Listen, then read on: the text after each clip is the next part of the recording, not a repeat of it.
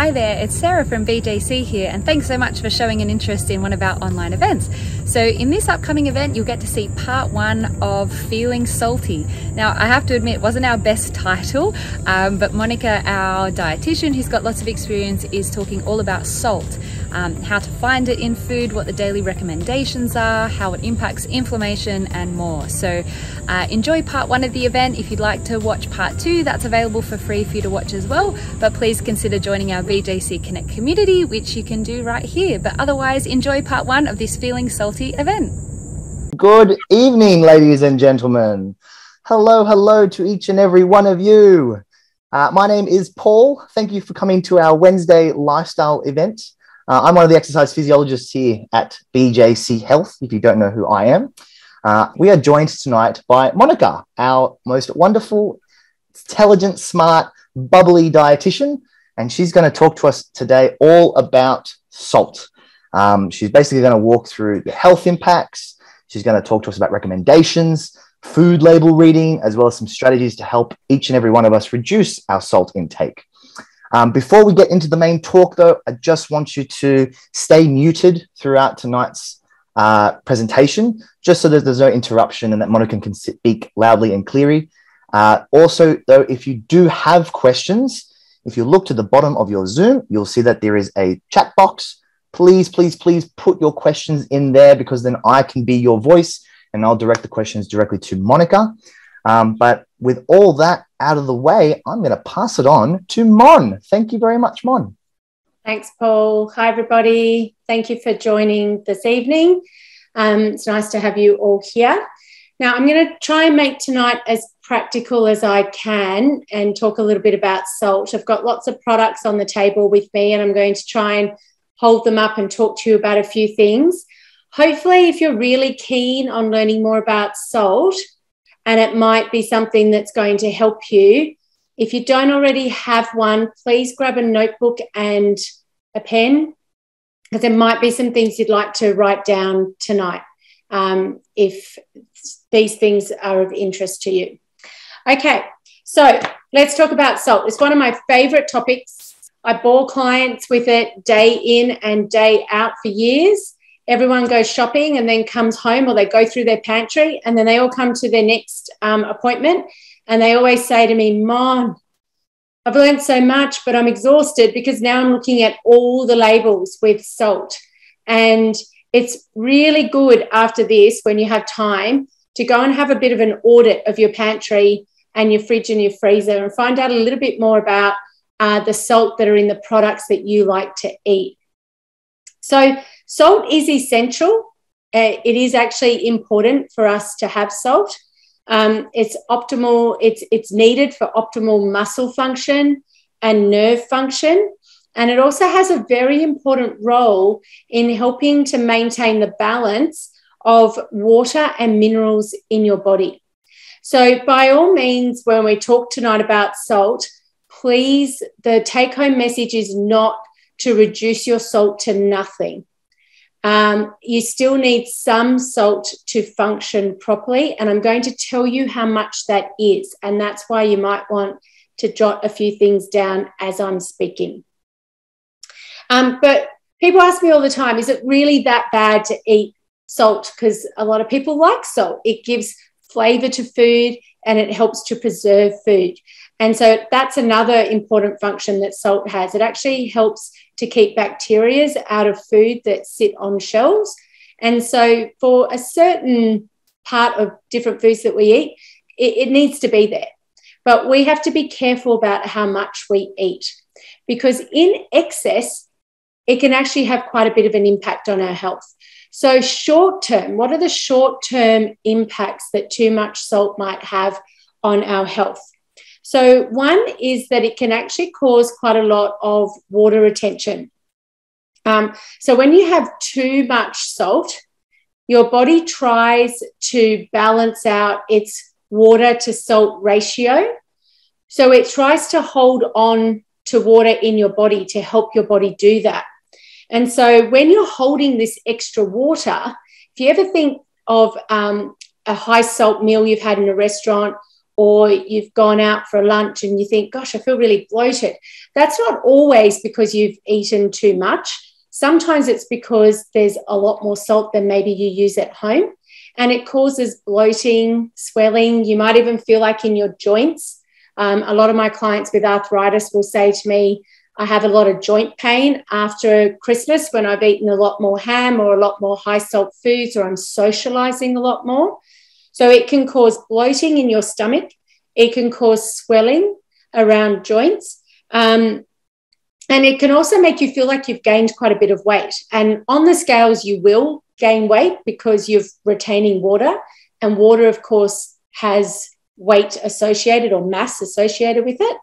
So having too much salt might not make you feel very good in your waistline and in your stomach. Secondly, even if you don't have high blood pressure, eating a high salt meal can temporarily raise your blood pressure. So that's something we don't really want from a heart health point of view. You will probably notice that you will get very thirsty if you eat a meal that's really high in salt. And the purpose of that is that your body wants you to take in some water to help flush the excess salt or sodium out of your body, and to reestablish that sodium water balance that your body wants to have in check most of the time. So thirst is that kind of short-term consequence to try and make sure that your body's telling you, I need to drink to fix this because that was too much salt for me. That's short-term, but what are the longer-term implications of having too much salt? And this is where a lot of my clients will come to me because they've got these conditions, or they've been diagnosed with these conditions, and they want to see if they can make their lives a little bit better, especially if they're trying to prevent medication. So, of course, most of us know that high salt intake can be linked to high blood pressure, so actual hypertension, not just temporary high blood pressure after eating a high salt meal, but constant high blood pressure. And we worry about the high blood pressure because it can affect your kidney health.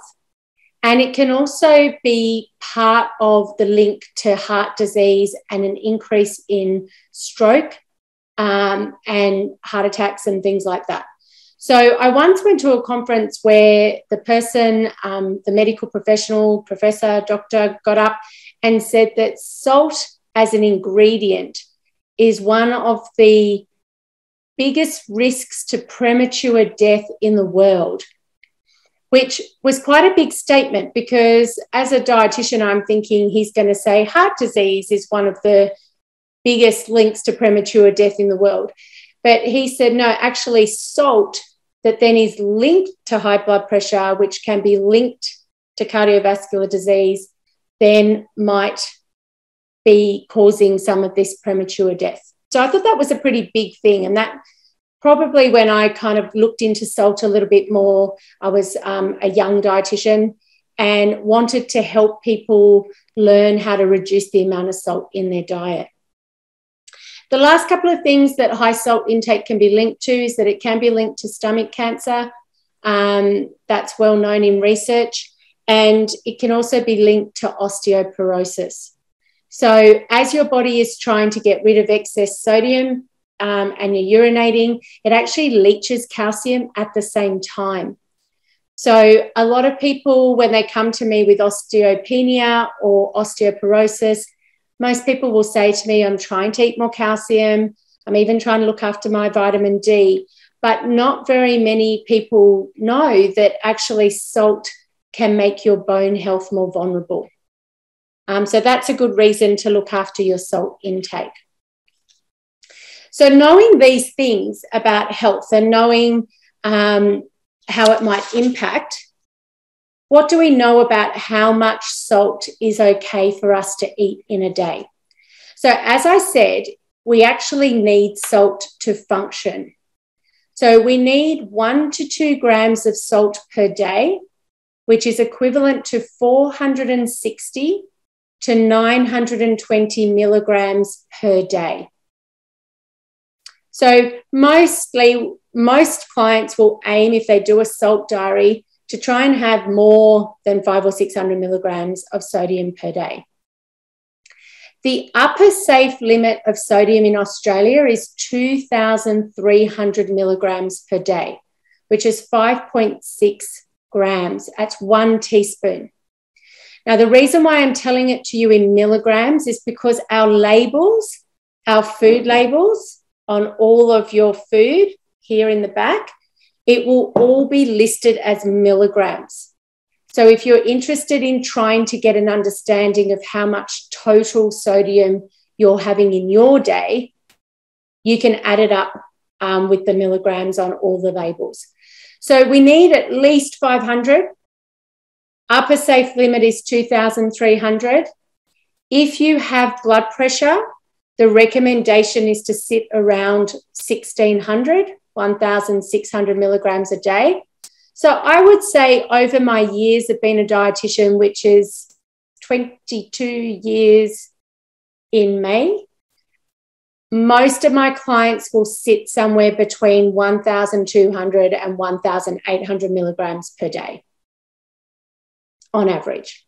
If you have a condition called Meniere's, and I'm not sure if there's anybody out there who has a condition called Meniere's, which is when you have fluid buildup in your eardrums, it's a pretty debilitating condition to have. One of the only ways to treat that is to have a low sodium diet so that it takes the water buildups, like water retention, but right in your ears, that can make people very, very vertigo, but in quite an extreme way. Treatment for them is that they need to have their sodium under 1,000 milligrams. But for everybody else, somewhere between 1,000 and 1,800 is a good place to sit. So knowing that that is the recommendation, and these are adult recommendations, if you are interested, if you have children, grandchildren, and you're interested in knowing the figures for that, if you Google Better Health Channel salt, they have a lovely handout which will reiterate these numbers that you can actually just print out, and they will have the figures for all the different age groups, because with children it's broken up into about 4 age groups. And the Better Health Channel is an Australian Victorian website. It's very credible, and it's a good place to get fact sheets on any condition that you might want to know about. Okay, so knowing what the impact is of having a high salt diet, knowing how much to have in a day is great, but how do we interpret that in practical levels with our food? So how do we read food labels for salt? So a good thing to know is we want to try as much as possible to eat natural foods, first and foremost. So having fresh, lean meat, chicken, fish will have a little bit of salt because obviously it's come out of the ocean. Having dairy, eating fruit, vegetables, unsalted nuts and legumes. And this is sounding very familiar to a lot of the dietary talks that we do and the discussions that we have. We're trying to keep our anti-inflammatory eating plan as our base, which includes all of those fresh foods. And unless they are processed into something where the salt is added, or we add the salt, those foods are going to be low in salt. So for something to be low in salt, so if you're buying something in a packet, and we know that rolled oats is fabulous, right? For something to be able to claim, if they decide to write low salt on the label, it must have 120 milligrams of salt or less per 100 grams. Then it can call itself a low salt product. If it has really low salt, like 20 or 30 grams per 100 grams, it can be called a no added salt product.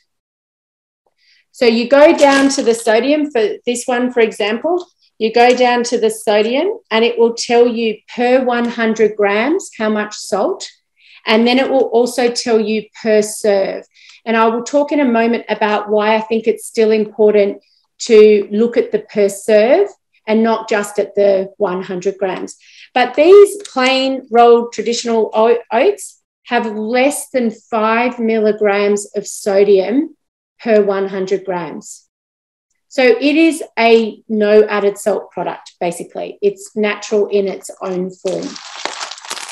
If something has 121 milligrams of sodium, up to 400 milligrams of sodium per 100 grams, it's a moderate salt product. And obviously, the closer it is to 120, then it's almost low salt. And then as you kind of get up to 150, 160, I'd really start to say it's moderate. And then when we start getting closer to the 400, I will start to say that's kind of on the higher level, because anything above 400 milligrams per 100 grams is considered high salt. So 77% of the salt that we eat comes from processed foods or foods in boxes or bags or cans. And that's why having a good look at all of your products can be really helpful, so that you can make some switches to help you have lower salt products, on top of the fact that you're trying to eat a base of natural food and fresh food. So I'm going to go through some of my products now so that you can just see some of the things that I might kind of lean towards when I'm trying to have lower salt in my diet. So if I start a little bit with cereals, oats is a fabulous choice. Really low salt. Yogurt and milk is low sodium. So normally we put that in our oats, and then you might have some fresh fruit on the top, and that's also naturally low salt. And then I might put something like one of my favourite chia seeds or unsalted nuts on the top. And these chia seeds have 5 milligrams of sodium per 100 grams. You are going to eat this in about a dessert spoon, and in a dessert spoon, it can't give you a salt value because it's too low. So that's a fantastic breakfast to start with that has high fibre, it's lowering glycemic index, it's got good fats in it, loads of vitamins and minerals, fresh fruit for vitamin C, and your salt intake will be about 10 to 20 milligrams, depending on what milk you use. There's nothing wrong with using the non-dairy milks. We've talked a lot about those before, almond milk and soy milk. Some of the almond and soy milks might have 80 milligrams of sodium per serve, but still your entire breakfast, that's a 250 ml cup, which is normally not as much as people use in oats. Your sodium intake for your breakfast is still going to be less than 100 out of your potential 1,600. I'm going to go with blood pressure recommendation, 1,600. You have a lot of room to move. Things like, I like fruit-free mueslis. This is a Carmen's fruit-free muesli that happens to be lower in sugar, but it also has 14 milligrams of sodium per 100 grams. A serve of this is 40 grams, so it has 6 milligrams per serve. So very low salt choice. For those of you that are gluten-free, something like the Ancient Grains muesli, the fruit-free one, its sodium is 17 milligrams per serve, also very low. Now, it's okay to sometimes have things that are a little bit higher if they're going to give you other quality nutrition or fibre or low GI carbohydrate. And that's the bit about salt I want people to know. I like you to know what the daily safe intake is, because then if you have a slightly bigger salt intake at one of your meals, you can always balance that off with another choice later on in the day. So, for example, let's say you really love your Wheat Bix. And we know that Wheat Bix are higher in fiber. We know that they don't have a lot of sugar. We know that the calories are low, so tick, tick, tick. The sodium intake, or the sodium in this is 270 milligrams per 100 grams. So it's what we call moderate salt. And for 2 biscuits, it has 84 milligrams. So still, if you eat your 2 biscuits at 84 milligrams, you put some milk in it, you put some fresh fruit on it, you put some chia seeds on it, your intake is still only going to be 100 and something milligrams, because you've looked at the portion size, because you're not going to eat it as a 100 gram serve, unless you're triathlon training or doing something very special like that. So even though it looks like per 100 grams, people might go, oh, I'm supposed to keep to 120 or less. Because of all the other wonderful things that Weet-Bix can offer, you can still eat Weet-Bix even though it's in the moderate sodium range. However, if you choose something like this, and I bought the cornflakes, I don't know who's going to eat the cornflakes, because I don't think I've bought cornflakes for about 25 years.